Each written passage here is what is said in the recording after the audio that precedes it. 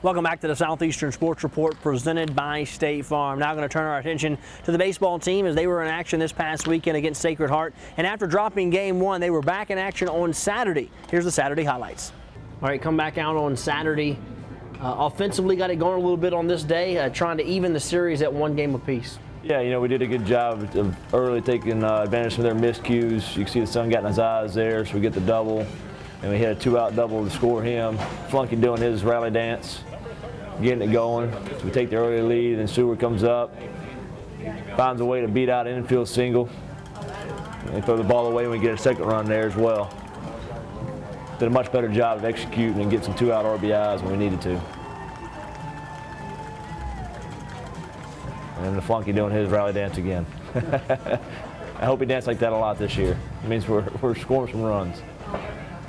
And I'll tell you, this was a special day from Tate C. It seems like every time he takes the mound for your club on Saturday, good things happen. And he was tremendous in this game, totally dominant against Sacred Heart. Yeah, that's what we love Tate. Every time out, you know what you're getting with him. He's so consistent. Didn't feel necessarily right coming out of the bullpen, but did a good job. You see the true competitor coming out in him, and goes 1, 2, 3. Exactly what we needed early in the ball game to make sure we get back on the horse after a tough loss on Friday. The thing about Tate, as you can watch these highlights, is that he's always pounding the zone, commanding the strike zone, and just attacks their hitters. Yeah, it's funny because the first 3 weeks his pitch count's been so low because that's exactly what he does. He just goes right at them and works fast, works quick, pounds the strike zone. Obviously, see him being an athlete there, making a nice little play on the drag bunt, and that's where he's so consistent. Absolutely dominant. He just went right after their hitters and controlled this game on Saturday. The start you needed coming off of that tough loss on Friday night. It's exactly what we needed. Now here we get things going again. We talked about executing the hit and run. Andrew Gabos does a fantastic job. Instead of trying to pull that break ball, just going backside with it. And now we got runners at first and third, ready to rally some. Gabe Woods had a tough bat on Friday. Gets another bat here, big shot at it, and he throws a knockout punch here. We had an interference call there at third base. He dove for the third base, actually dove for the ball, and Andrew coming around third base, they collided. They had the obstruction call, which was unneeded. We scored 2 more runs there. Nice to see Gabe come up with a big hit there, double down the line. Yeah, it really was, especially after the bat Friday night. I know he was disappointed and ready to prove himself again, and did a good job that day of doing it.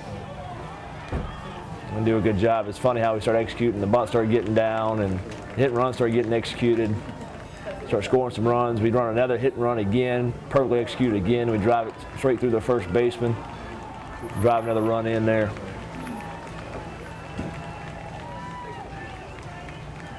And then Tate C&O show back on. You turn it over to Dylan Hills, who's going to finish this one out. Yeah, and Dylan Hills does a good job of coming out of the bullpen and just absolutely dominating the strike zone. Comes in, faces 2 hitters, and punches both guys out. And there's the one to end the game.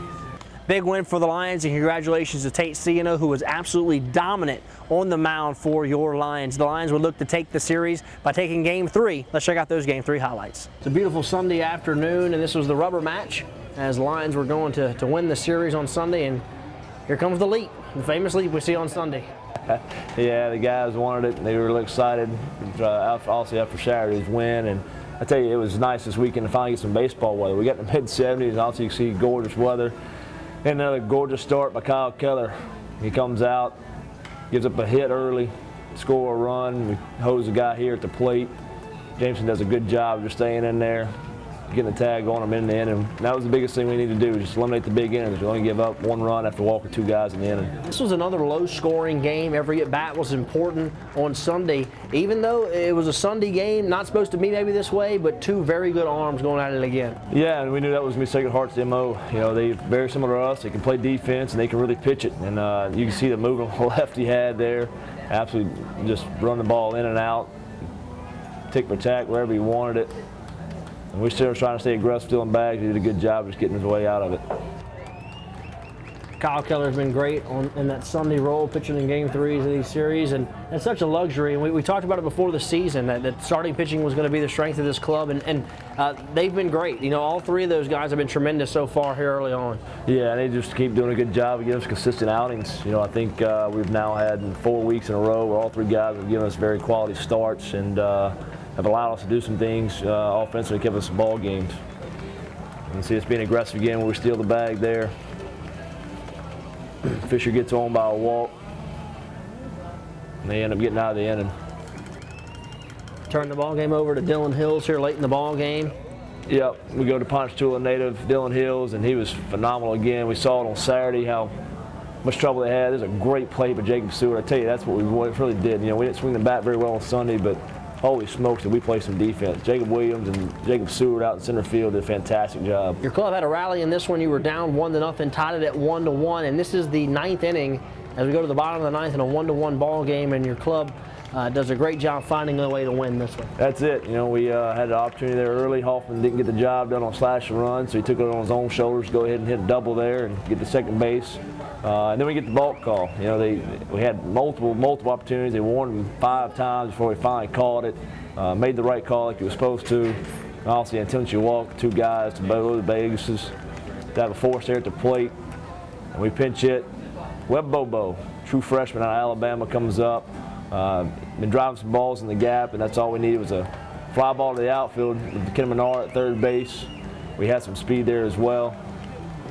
And to get a walk-off win on Sunday was absolutely huge for us. You always hear the term productive out. Well, that's as productive as it gets. A fly ball, walk-off style. Lions win the series against Sacred Heart. A very good early season series win for your club. Big series win for Southeastern against Sacred Heart. Sacred Heart's a club that has been to the NCAA tournament the last couple of years, 2 out of the last 3 years, so that was a big early season series victory over Sacred Heart. Let's take a break. When we come back, we'll have more for you right here on the Southeastern Sports Report presented by State Farm.